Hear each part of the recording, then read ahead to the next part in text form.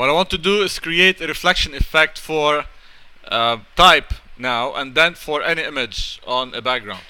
So first I'm gonna actually type something. Let's say Photoshop.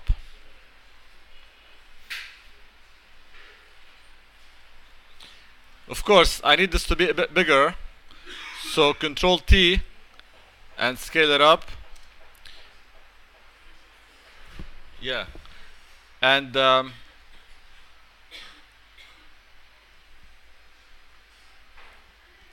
there.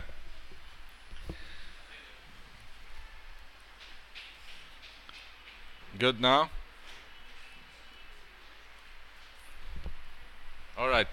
So to change the font of my text, this is what you do. There are many ways. You first of all select the layer. That's the Photoshop layer. You go to T. You don't have to make a selection. You just have to be in the proper layer, and then you click here. And then you can use the arrow keys to change the font into something that you would like. Alright, so let's say that we start at the very top with Arial, and then we go down. So every time I'm changing the font into something. So what I'm going to use now is Arial Black, because it's a thick type that I want to use in this case.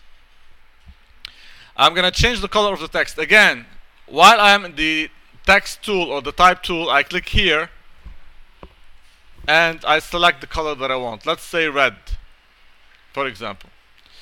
So now I want to create a reflection for this layer underneath it. The reflection is different than the shadow.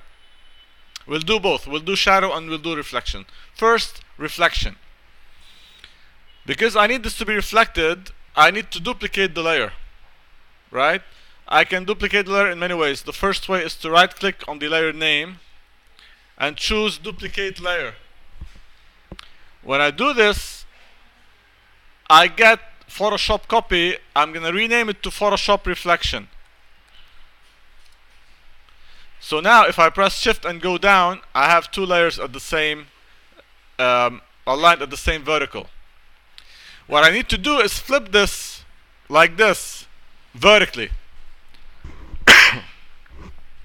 So I'll go to edit, transform, and flip vertical. This is one way, and actually it's the best way. The other way I'm going to undo is to go to edit, transform, or free transform, click on the upper handle and bring it down. But this will not give you the exact same size that you had before. So I'll press escape and cancel this. I would go to edit, transform, and flip vertical. It's better because it's exact. And then with the arrow I'll nudge it up. So now I'm going to take down the opacity to something like 30%. And if I want to view this full screen, I press FF tab and then Control 0 so that I fit the image on my screen. Control 0 will fit the image on your screen like this. So that's my simple reflection. Now I want to create a more interesting effect. I want this to be in perspective, because so far I see it flat in front of me. I want it to go in perspective. Let's see what happens if I selected the Photoshop layer and I went to edit, transform, and perspective. I see that distort and perspective are not available for me. Who knows why?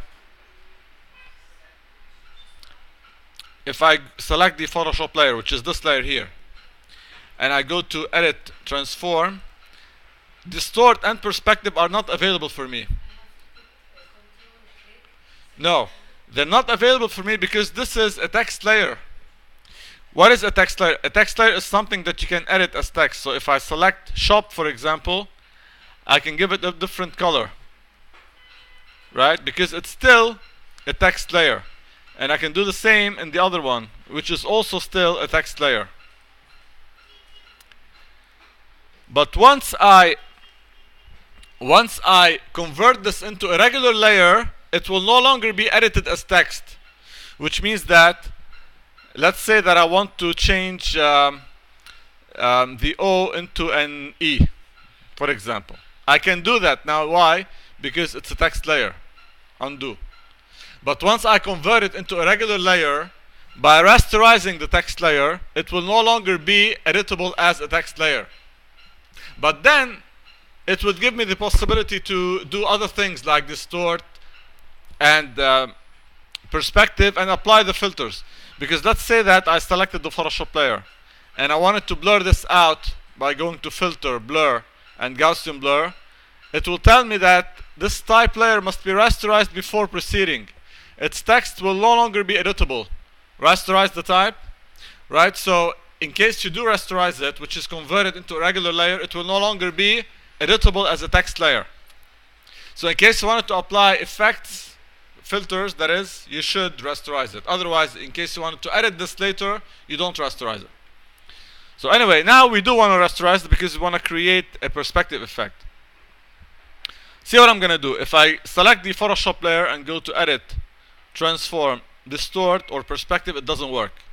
What I will do though is right click and choose Rasterize Layer for both the text and the reflection. So here I no longer have a T under Photoshop, it's just a regular colored layer. And the same goes here now. Once I rasterize it, it will become a regular layer. But now the good thing is that Edit, Transform, Perspective, and Distort are now available for me. Why do I need them? Because I want to create a perspective effect. If I selected Photoshop and went to Perspective and went up like this, that's my perspective effect. So if I pressed Enter, that's the perspective effect. I worked on the Photoshop layer, but I didn't work on the reflection layer. So let's go to the reflection layer and choose Edit, Transform, Perspective, and go like this. It will not be very good because the alignment is off. You see, I don't have a good alignment. So I will actually undo the perspective. And what would I do now to get the proper effect? I would link the two layers so that they transform at the same time.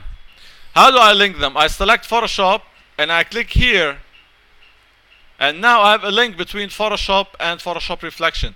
So if I move Photoshop, Reflection will move at the same time.